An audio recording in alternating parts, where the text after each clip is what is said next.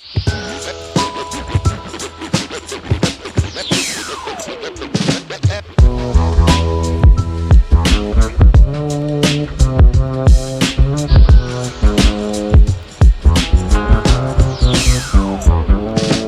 one and all. It is me, Matt Silverman, host of the Influence Podcast, coming at you for another week. And I'm here to report that I have a lovely, fantastic, and talented guest lined up for you this week for today. And guess what? She got COVID. So she said, "Hey, I really want to come on the show. Can we still do it?" And I said, "No, do not fuck with COVID. All right.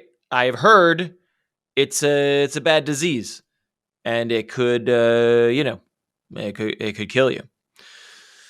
So we resolved that she should rest. Her name is Jamie Baldanza. I posted on Patreon and some social medias that she was coming on the show, and she is known on the internet as This Mustang Life, and also Wildlands Wild Horses, if you Google that, because she is a media agency, graphic designer, photographer type person, an art director by trade over here on the Eastern U.S., but her true heart and soul lies in the American West and photographing and videographizing.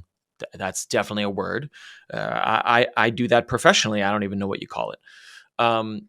Documenting in visual and audio formats the wild horses that live in the American West and how to preserve them and sustain them, and the complicated battles is a strong word. It's a complicated discussion around land rights, ranchers, wildlife conservation and preservation with wild horses. And she has made a truly extraordinary documentary about that subject, and she is quite well known for photographing wild horses in their natural habitat, which is very challenging to do because they do not care for humans, and they runs away. And then you gotta say, no, we like you, we want to help you. And they say, I don't know, but then you go snap, and you get beautiful photographs. So I'm very excited to talk with her. I've known her for a little while, and we were going to do that yesterday, and then the COVID. So she's resting up. But if you have any interest in sort of the wildlife preservation community, the wild horse community, like apparently I've spoken to her about this in the past. Horse people. I don't mean centaurs. I mean humans who are people who are very enthusiastic about horses on the internet. That is a vast and varied community on the internet. So if you have questions or thoughts or interest in that world, and you have questions for Jamie, aka That Mustang Life, you can still submit them, since we are now a week delayed on this episode. You can submit them on the Patreon post, which is public and visible to everyone. Even if you are not a subscriber, you can hop over there to ask some questions, share them in the Discord, leave a voicemail, or send an email, or get me on social media. All the links are in the show notes and the description of this video, as usual. But if you need those spoken out loud, I will also say them later at the end of the show. But additionally, what's coming up? Working on getting a GeoGuessr. This is a topic and community that I have been trying to book and have been really fascinated with for a long time. If you're not familiar, it is a hobby / now very competitive sport, an esport perhaps, where a participant gets a Google Street View of a location somewhere on the planet Earth. Could be anywhere. Could be in the middle of the Sahara Desert. Could be downtown New York City. Could be, a street in rural China. Anywhere you can see Google Street View, they get a pin, and then they use their mind-boggling powers of deduction to identify where in the world they and or Carmen Sandiego are looking at. Meaning they look at, hey, well, this plant only grows in this hemisphere, so we're going to check that. And this street sign is in a style that only looks like this. And I'm seeing a sign way in the distance that has this language, but this language could be spoken in this country or this country. And they narrow it down, and somehow through some magic and skill and divine, pact with some demon, they hone in on sometimes exactly the precise street and address that the street view is showing them. And the ability to compete in this task has netted the sport and these players hundreds of thousands, if not millions of dollars. But also many of them are just like YouTube and Twitch geniuses who also just stream and create video content for their audiences. And it is mind-blowing.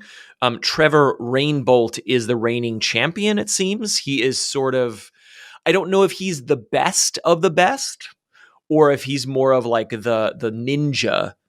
Is Trevor Rainbolt the ninja of geoguessing, the way Ninja is or was the ninja of Fortnite? Maybe not the best player, but perhaps the most fun and engaging to watch. He is very, very popular and probably out of my reach. But I am in touch with GeoGuessr, the company, and the PR, and they are setting me up with some very prominent GeoGuessers in the space. So more to come on that. And then I am also going to be talking with a copyright and intellectual property lawyer who teaches at Yale. Perhaps you've heard of that school. She is lovely. Her name is Jennifer Jenkins, and I have talked with her in the past about things like intellectual property entering the public domain, like Steamboat Willie / Mickey Mouse, which kind of entered the public domain. I think it was January of this year or February, whatever it was. And that led to a lot of creative internet people saying, hey, we can now legally use Mickey Mouse in movies and video games and so sort of like the legal ramification around that and how it would impact creative culture on the internet. But also she is an expert on sort of like Creative Commons and remix culture and fair use and hey, what's up with preservation and what's going on with the Internet Archive, as we've talked about on this show multiple times in the past. And also, I am quite fascinated with the latest Flappy Bird debacle, which I talked about on my other podcast, which is that the creator of Flappy Bird in 2014 was making like $50,000 a day from ads or in-app purchases on Flappy Bird. He made it as an experiment.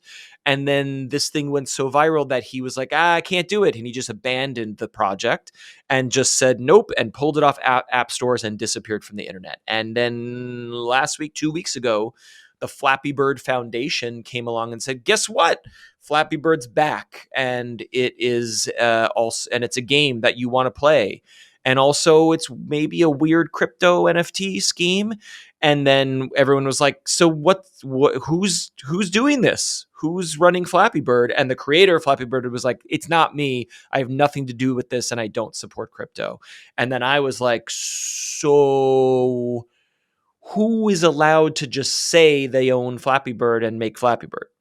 Can you just look at something that someone abandoned and say like, okay, it's mine now, and now it's a crypto thing? Like, what the actual fuck? So I hope to ask her many questions about sort of like intellectual property, abandonment, copyright, fair use, preservation, all these things. And the last time she and I spoke, which was off microphone, sadly, we had the most amazing conversation about all these things and how deeply intertwined they are with internet culture. And so I'll share her bona fides on Patreon and other places, and you can ask your questions about those topics as well. So wildlife, horse preservation next week.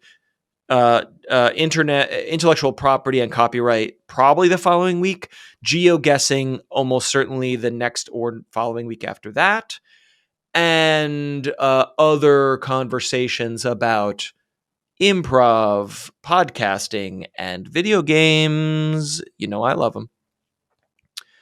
Lots of stuff in the works. But for today, for this week, I'm here to tell you that the Federal Trade Commission, the FTC, the government body that says, hey, your company's poisoning people, or your company is defrauding people, or your company is tricking people. They have done some sort of inquiry, a report, if you will, saying that social media companies might be, what's the word? Bad. This comes from an article in The Verge by Gabby Del Valle, V-A-L-L-E. Apologies to Gabby if I'm mispronouncing her last name. Quote, the Federal Trade Commission published a new report about the data collection policies of social media platforms and video streaming services, and the results are damning, if not unexpected. The report, which was released on September 19th, found that these platforms not only surveil consumers, but often retain vast troves of data indefinitely about users and non-users alike, and suggests that they cannot be trusted to regulate themselves. Given the billions of dollars companies stand to earn from collecting and monetizing user data, quote, self-regulation has been a failure, end quote, the report says. Quote, predicting, shaping, and monetizing human behavior through commercial surveillance is extremely profitable. It's made these companies some of the most valuable on the planet, and putting the industry in charge has had predictable results, end quote. I guess putting the industry in charge of its own regulation, I think, is what they're saying. Quote, the problem the report finds, this is actually the nut that I think is the most interesting. Quote, the problem, the report finds, lies not with one particular company's business model, but with industry-wide incentive structures that reward harvesting, collecting, and monetizing user data. I'm sorry, that's from the article. That's not a quote from a source. This is a quote from the source. Quote, while lucrative for the companies, these surveillance practices can endanger people's privacy, threaten their freedoms, and expose them to a host of harms, end quote, like identity theft and stalking, FTC Chair Lina Khan said. Several firms' failure to adequately protect kids and teens online is especially troubling, end quote, from the FTC Chair, Lina Khan. To which I reply, no fucking shit. Today's episode is brought to you by patrons and generous supporters who make it possible every single week. You don't necessarily want all these advertisements. You don't want me to be harvesting all your data. I don't know how to do that, but if I could, oh God, I would monetize you so hard. But instead, if you support this podcast by subscribing, liking, recommending it, but also throwing a buck or two into the pot to pay for things like hosting costs, booking guests, the time it takes, microphones. This one's good, but maybe one day it'll break, and then I got to get a new microphone to do the talking. Your support is very important to a lot of creators, including this one, so I thank you. And I'm going to give a special shout out and thanks to the executive producers who contribute $10 or more per month and get their names read on this very podcast every single week. Their names are William, Duran, Dominic Kerr, Bowie Barks, and Ken M. They make the show possible. Thank you for your support. And I got some great stories coming up. You're not going to want to miss them. Keep your dial tuned right here. And after the break, we're going to talk about some little website that I like to call YouTube.com right after this. I've got two stories about YouTube.com. One is I don't know, me no likey. And the other one, pretty rad. Let's start with the first one. Google had its I/O conference. I think it was just this past week in September. It's a developer conference for Google, in which it unveiled a product called Veo. I don't know how you pronounce it. This comes from TechCrunch. All these links I'll link in the show notes, of course. Veo was unveiled as a cutting-edge video generation model. I'm just going to call it Veo. Veo in shorts is meant to be, this is from the article, is meant to be a significant upgrade from YouTube's AI-powered Dream Screen feature, which launched in 2023 to allow creators to generate backgrounds in shorts using text prompts. So like a Midjourney or whatever, you type something into YouTube Shorts, in the creation tools, and you're like, I want my background to be, I don't know, a panda bear on a Viking ship holding a spear. I don't know. And then it's you in front of that Viking ship, whatever. YouTube believes the Veo, come on. The Veo model will enhance the video background generation process even further, enabling creators to produce more impressive clips. One of the key advantages of Veo is its capability to edit and remix previously generated footage. Additionally, this will be the first time creators can generate 6-second-long standalone video clips for shorts. The new capability will help creators add filler scenes to their videos, allowing for smoother transitions and tying the overall story together. For example, creators can include scenes such as the New York City skyline at the beginning of a sightseeing video to add more context. The company will integrate Veo into Dream Screen later this year. The creations on shorts will be watermarked using DeepMind's Synth ID tech to mark them as AI generated. As usual, I'm of two minds and two thoughts. One is,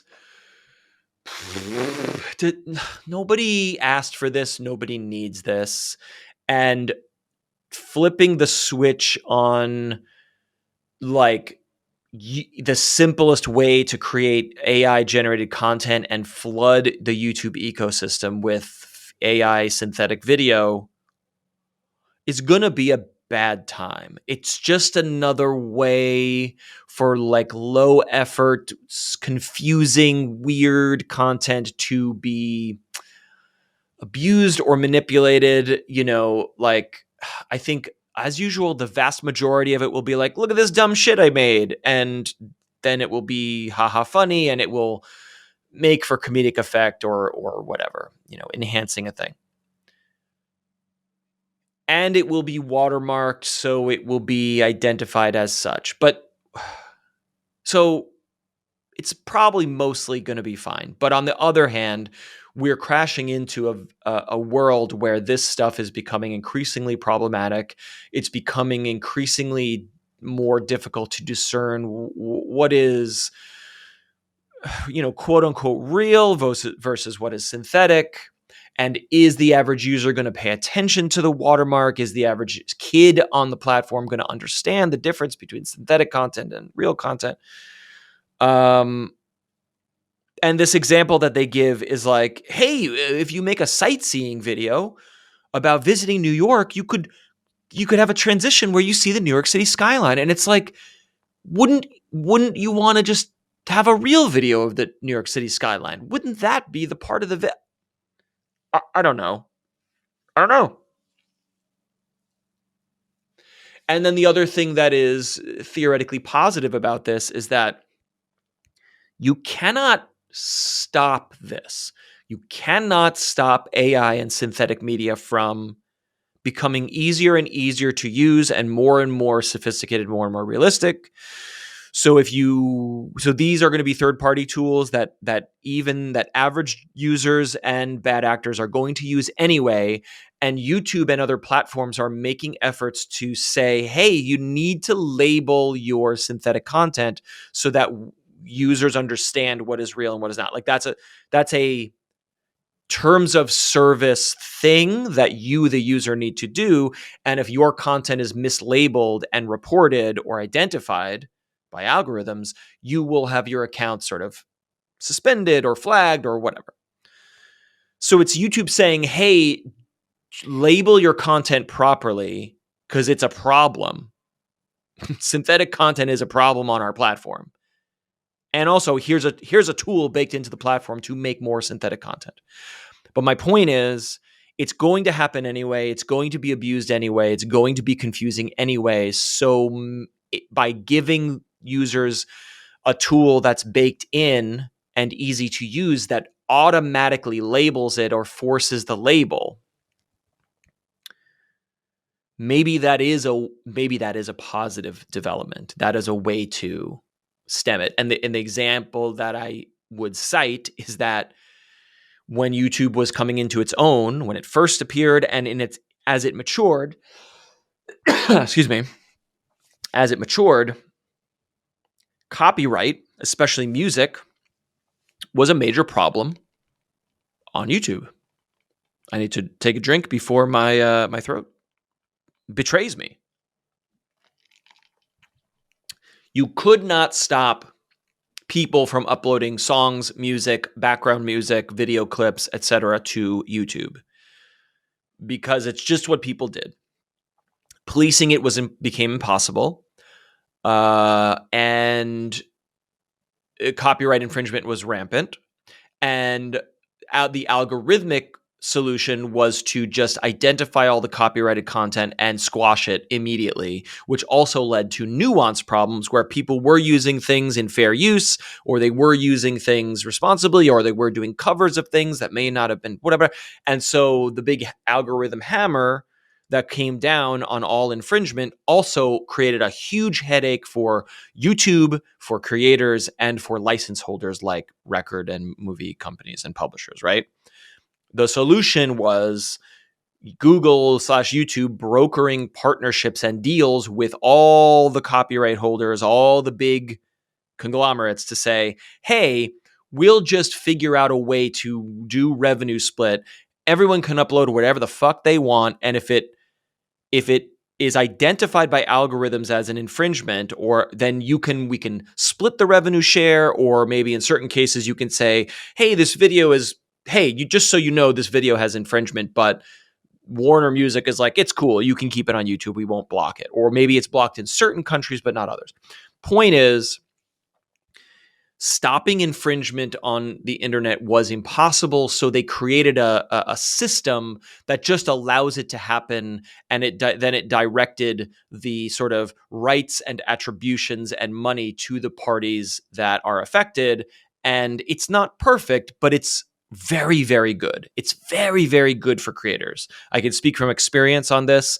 It's really awesome to create something for a platform, and maybe it's cultural commentary, maybe it's a cover of a song, maybe it's a recap of your favorite TV show, and for it to not be banned or blocked, even if it contains copyrighted material. So I feel like this is a way to say, hey, everyone's doing AI. So, and I should just qualify that. Everyone's doing synthetic media generation. So if you just do it in platform and it automatically becomes labeled, maybe that will cull 60-70% of the third party stuff where malicious people will not label it proper, or not malicious people are going to do it no matter what, but maybe it will cut down on the mislabeling. That is sort of a optimistic sort of devil's advocate view,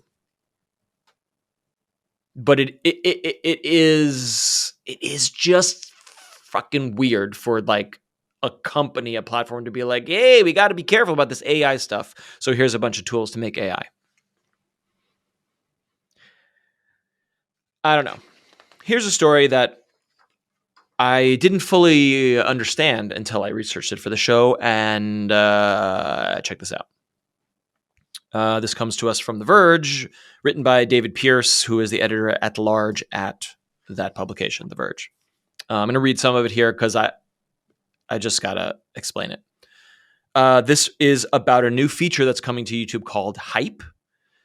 And so, from the article, when a YouTuber hits 500,000 subscribers, the company has found that things tend to change. That 500,000 milestone is something of a tipping point, both in terms of growth and revenue, says, I'm going to hopefully get this name correct, Bengali Kaba, a director of product management at YouTube. Quote, "We just saw a disproportionate growth in earnings," he says, "even though most of our creators are smaller than this size," end quote. "Big channels also tend to get more views, which gets them recommendations more, which gets them more views, which gets them more revenue, and around it goes." So basically, 500K is this magic tipping point where algorithmically and revenue-wise, once you cross over that, the YouTube platform tends to favor them because it's like, this stuff gets good clicks, this stuff has high impression rates and engagement rates, and this stuff gets views. So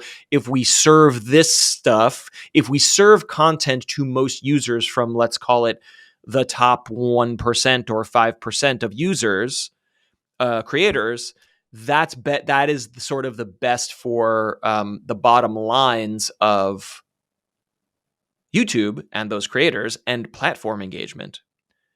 But clearly, as this product director is explaining, it leaves probably like 95% of the user base of YouTube out in the cold.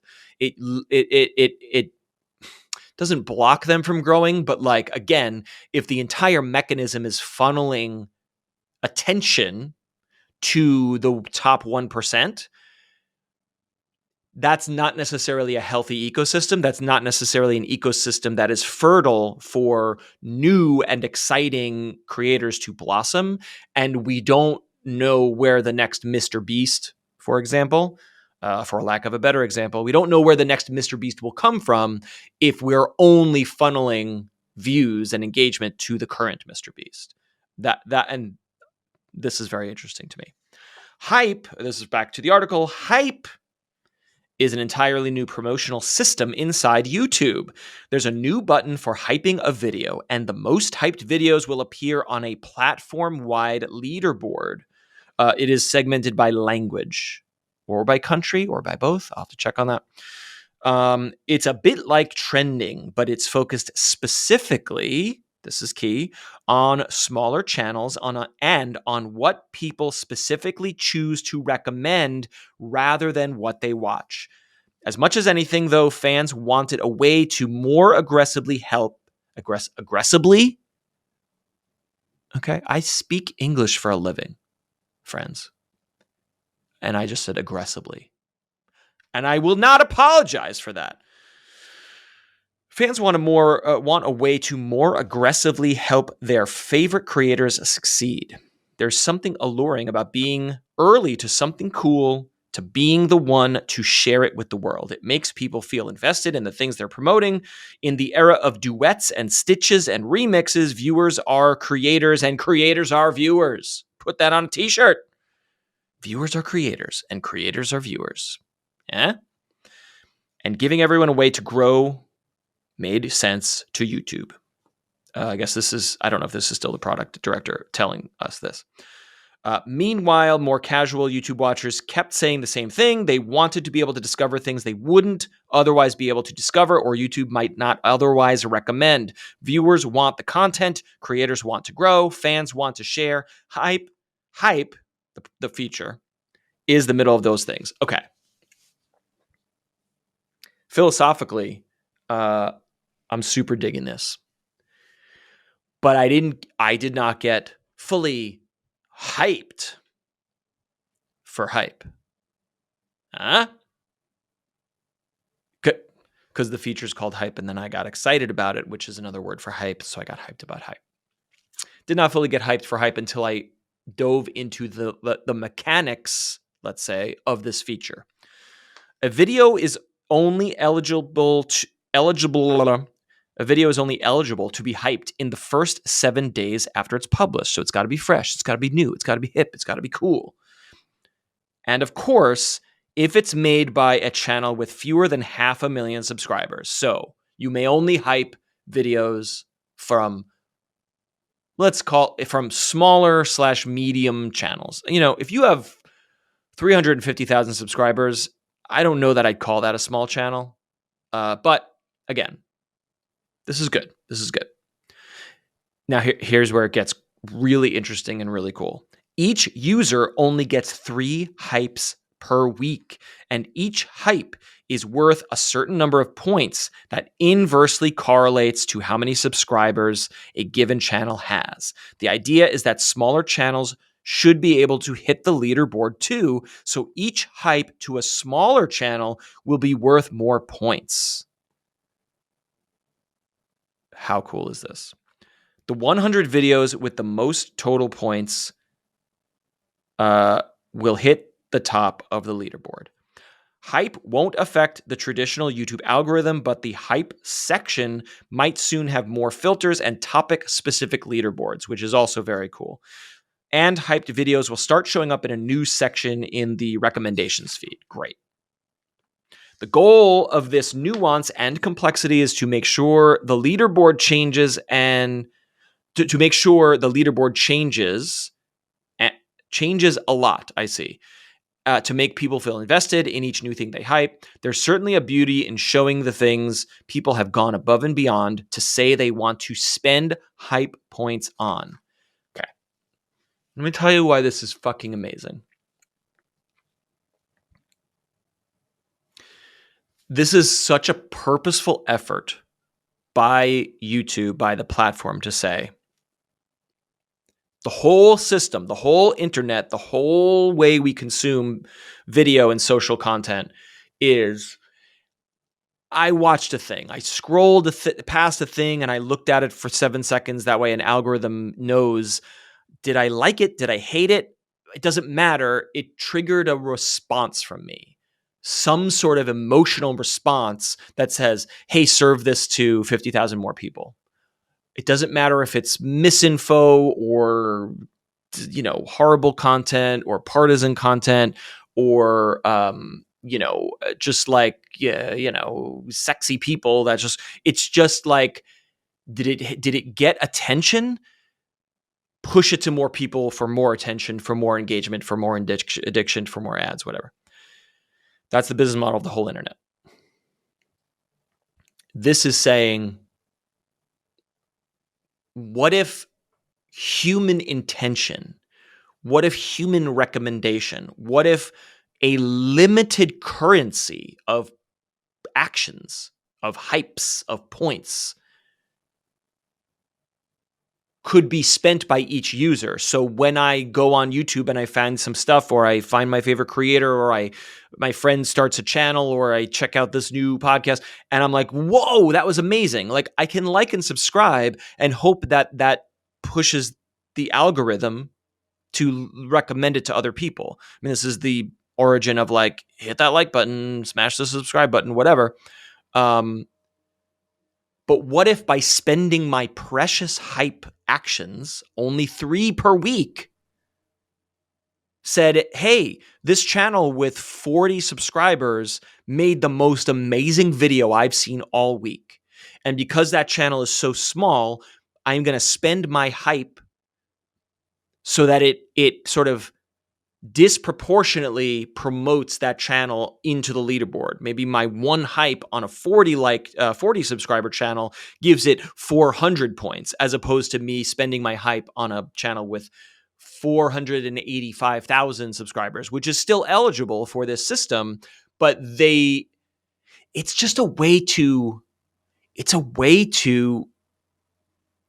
distribute and normalize influence. It's a way to even it out so that the rich don't just get richer. It's fucking basic income for attention, for influence. Not really, because it's the users who are doing it. But again, it's similar. it has the DNA of Reddit, which, despite all of Reddit's challenges and controversies and problems, remains one of the most valuable platforms on the goddamn internet, because while it is algorithmic, it is fueled.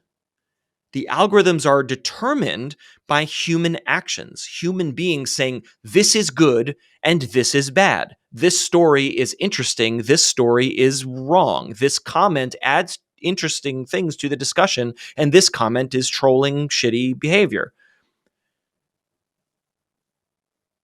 And then it is groups of humans determining what is useful or important, rather than like, I scrolled past a meme on Reddit and I looked at it for 10 seconds and therefore it's going viral. It's like, so now on Reddit you can upvote things all day long, but you have infinite upvotes. But here, this sort of limited currency makes it so valuable. It puts thought and consciousness into the actions of the user and into this ecosystem of recommendation. So I fucking love this. I love this. I'm so excited for this to roll out. I'm so excited to see what these leaderboards look like, because I think people are going to be curious and people are going to be like, okay, what are the small to medium-sized channels and videos that the internet ecosystem, the people in my language, are currently recommending? Hey, what are the movie themed videos from small creators that people are recommending? What are the sports small creator videos that people are recommending? That list will hopefully look radically different from the For You page, the home page, the landing page, the youtube.com, I'm not logged in. Here's a bunch of Mr. Beast videos, and here's a bunch of late night clip videos. Here's a bunch of stunt videos. This is extraordinary. And I applaud YouTube. I applaud whoever just fucking had this great idea of like, we need to 90% of the creators using YouTube are invisible to most users, and they probably can't make a living, and they're struggling to compete with all the attention that's flowing to the big people. This is brilliant. This is inspired. Are people going to game it? Are people going to like sell their hypes or whatever the fuck? Yeah, but again, if you only get 3, even if those are, bought and sold or whatever, how much damage in gaming could that possibly do? Are there going to be bot farms creating new accounts, new YouTube accounts? Like, maybe you have to have a YouTube account in good standing for 3 months, a month. We got to put safeguards. Here's the other cool thing. When you hype a business model, its creator also gets a monetary bonus, but you're not told how much. And both Kaba and Stewart, who are the sources quoted in this article, mentioned the possibility, so this is not officially rolled out, but could be in the future, the possibility of paid hypes. So users can get more than 3 hypes a week for a fee that would be shared with the creator. The default is always going to be free until you run out of hypes, Stewart says, showing a mock-up of what a paid hype might look like. And then we'll show you you're going to hype for $2 as an example. This is so, YouTube Premium is a great thing. It's a great idea. If you hate ads and you want to get the features, look, I hate ads, and the feature that lets you play YouTube videos with the screen off on your phone are both valuable. They're not useful enough to me to justify a YouTube Premium subscription, especially because the price on that goes up and up and up, and people they're not thrilled about that. But this is such a brilliant tip jar. It's kind of just like, hey, I can't afford YouTube Premium. That's not important to me. Hey, maybe I'm not able to support this creator on a regular basis on Patreon or sort of join their channel as a recurring subscription. But oh my gosh, I love your video so much. You only have 1,000 subscribers. This is the best thing I've seen all week. OMG, I used my 3 hypes for the week. Here's $2. Let me buy a fourth hype. Let me buy an extra hype for the week. Let me throw that hype to you so that you can get further on the leaderboard, and maybe you make $1 or 50 cents from that action. And it doesn't break the bank for me. It's not a recurring subscription for me as a user, but I can say, you are awesome. Keep going. Get on that leaderboard. Make a little money. I cannot love this more. I think this is a stroke of genius for YouTube, and I am excited to see where it goes. I'm excited to see what it surfaces. I'm excited to see who fucks it up and who abuses it. And I'm excited to see how they respond to abuse and gamification and fixing and creating an economy, a regulated and stable economy of hypes and attention and creator and audience first attention actions rather than algorithmic fucking bullshit. This is either going to be a really nice feature or an absolute game changer, and I cannot wait to see what they do with it. 2 more quick stories here. The Mr. Beast lawsuits have arrived. This comes from a writer named Todd Spangler at Variety, which is, they cover digital culture, of course, as it intersects with entertainment. But Variety is, of course, a trade publication about movies, television, probably the music industry as well. A lawsuit against YouTube star Mr. Beast and Amazon has been filed on behalf of 5 unnamed contestants in the Beast Games reality competition, alleging they were subjected to, quote, chronic mistreatment, sexual harassment, and more. The complaint was filed Monday, September 16th in Los Angeles Superior Court. The lawsuit alleges multiple cases of action related to the chronic mistreatment of and neglect suffered by participants in Beast Games, a reality competition ordered by Prime Video in which more than 1,000 participants compete for a single $5 million cash prize. The suit claims Beast Games has a $100 million budget. A redacted copy of the complaint is available. So for a little bit of context, this was a watershed moment for creator culture, Mr. Beast being the biggest thing since sliced bread on the internet, and of course on YouTube, and that Amazon has paid an unprecedented amount of money for a reality/game show, $100 million budget for production, but also to just pay for the Mr. Beast name and talent, etc.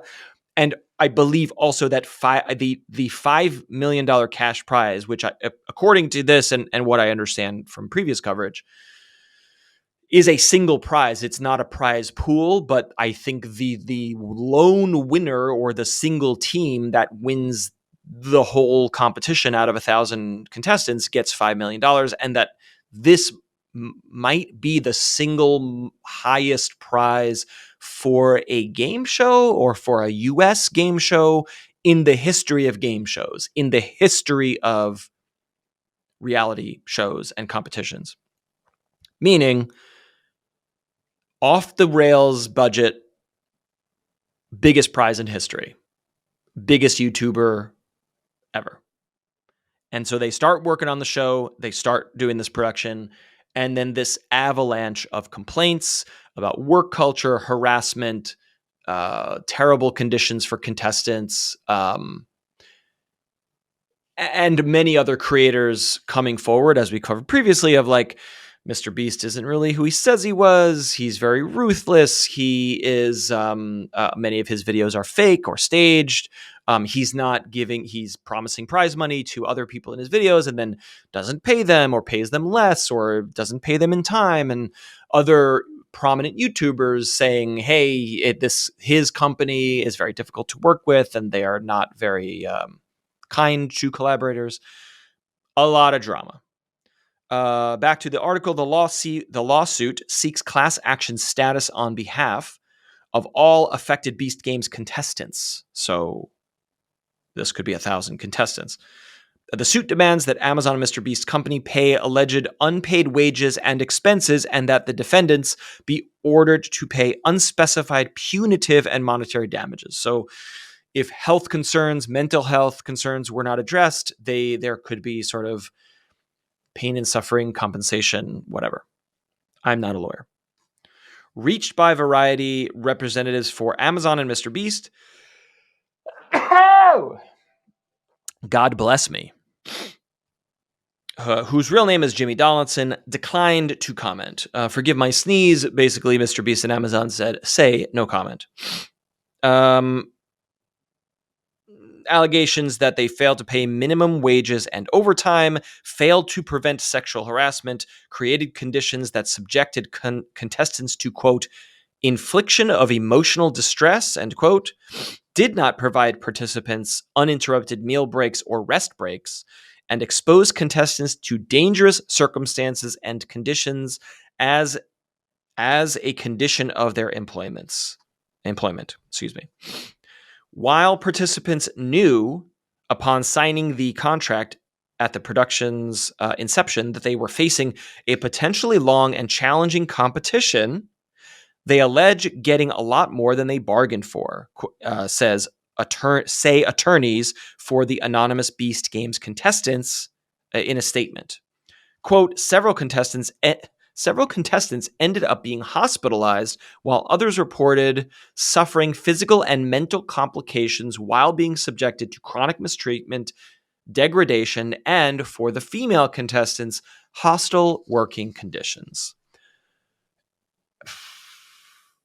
We'll see how this all plays out in court. There's more journalism to do. But like, it just keeps rolling in. The avalanche keeps flowing. It's not looking good. Even if half of these complaints are overextended or, sort of inflated or whatever, it still feels like a horror show and a horrible working environment and a horrible place for women and people who got a lot more than they bargained for when they signed up for this show, and potentially when people signed up for other videos on his channel. So as former Mr. Beast fans in this household, it's getting increasingly difficult for me to justify letting the kids watch Mr. Beast, for allowing that sort of coverage and engagement to go on. I think he has been the sort of darling of like, what would Mr. Beast do? How does Mr. Beast get so many views? What's the secret to Mr. Beast's thumbnails? Did you know Mr. Beast tests 400 thumbnails for every video and that's how he gets all the views? Like, his channel has been the go-to, like, how to do YouTube playbook for so long, and I think we need to pull away from that and say, okay, clearly he's very good at YouTube, but also at what cost? Things are not seemingly too good over there. Let's drill down on the Mr. Beastification of YouTube. We'll see. I will be following it pretty closely. Last story that I find quite interesting. Maybe, cool and terrifying. Both can be true. Roblox, one of the 3 actual metaverses that truly exist on the internet already. Roblox, Minecraft, and Fortnite are the metaverses that Meta/Facebook wished they could build and did not. Roblox has partnered with Shopify. This comes via TubeFilter. The metaverse platform is breaking into IRL merch by teaming up with its first e-commerce integration partner, Shopify. Thanks to that partnership, users will soon be able to click a buy now button on in-game objects, in-world virtual objects, and purchase a physical version of the item through a digital storefront. That process will involve the exchange of real money and the delivery of an IRL object to the user's door. This will capitalize on user preferences while recreating the, quote, social experience of visiting a mall with friends, according to a spokesperson from Roblox. In other words, users will be able to shop while already immersed in environments tied to their interests, meaning players might see a car poster while competing in a driving game or new clothes while participating in an in-game fashion contest. This is really fucking cool. But I wish it wasn't happening with Roblox. Or I should say it's inevitable that it would happen with Roblox. It's very fascinating. Roblox is a problematic platform. It's very innovative. It's very compelling. But it is designed to exploit the attention of children. It is designed to compel children to create their own video games with the promise of providing them with lots of other kids who will play their video games and earn those kid creators money, which then force, it gives them sort of small amounts of money after millions and millions of users to then respend in the Robux store. Meaning you don't get paid in dollars, you get paid in Robux, which you then go back and use to buy more Roblox things. And this sounds innocuous on its face, but if you have the time and stamina, I encourage you to check out the expose that a wonderful YouTube channel did called People Make Games, and they cover video game culture and the human sort of cost and element that goes into developing video games. And they did a very deep and disturbing expose on how abusive this is, how they, the business model of Roblox is basically tricking kids into making all the content in Roblox and then promising them fame and fortune and delivering none of that so that they can hook more kids into the ecosystem to play more Roblox and spend more Robux. In addition, because it is a social place where kids hang out for bajillions of hours a day, it has also become a magnet for pedophiles and other predatory people. So it's not great. It's not a great place for kids to be doing things. There's a lot of great video games out there, my friends. There's a lot of amazing video games out there. Give your kids the good video games. Don't give them Roblox. It's some miracle that my children don't seem to be interested in Roblox, do not have friends that are asking them to join them in Roblox, and I have never sort of introduced Roblox. They know about it. They know that other kids play it. Never have they begged me to get into Roblox. And I don't think that's anything specific that we have done. I am not patting myself on the back for this. I'm saying by some goddamn miracle, my children do not care about Roblox, and I am #blessed that they do not. However, this is fucking cool. You walk into a video game, you're like, oh, this car is so cool. What if I could buy a Hot Wheels of that car? And then you just say, give me that. And then you buy it. It's really fucking cool.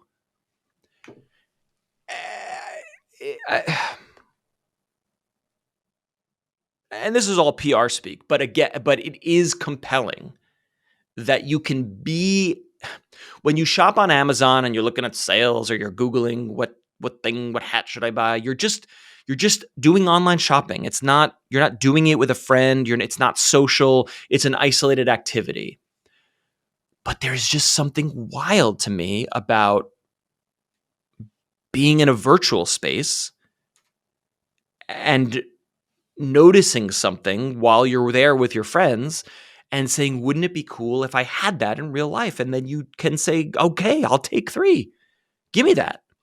And this obviously already exists, as the article alludes to, of like, hey, my friend has a cool hat in Fortnite or in Call of Duty or in Minecraft, or they have a cool skin or they have a cool sword.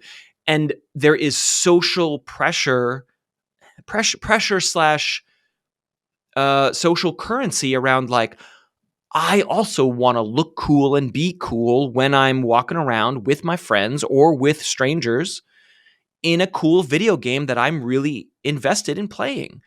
The social capital of that is very fascinating and compelling to me. And if done responsibly, it can be a very sort of safe and responsible way to monetize a video game. If done in an abusive way, it can lead to FOMO and tricking and tricking kids and other playing on the insecurities of players and people and kids to need and want the skins and the hats and whatever. So like, obviously this cuts both ways. I do not trust Roblox to do this ethically and responsibly. But the concept of it is cool AF to me. And that's all I got to say about that.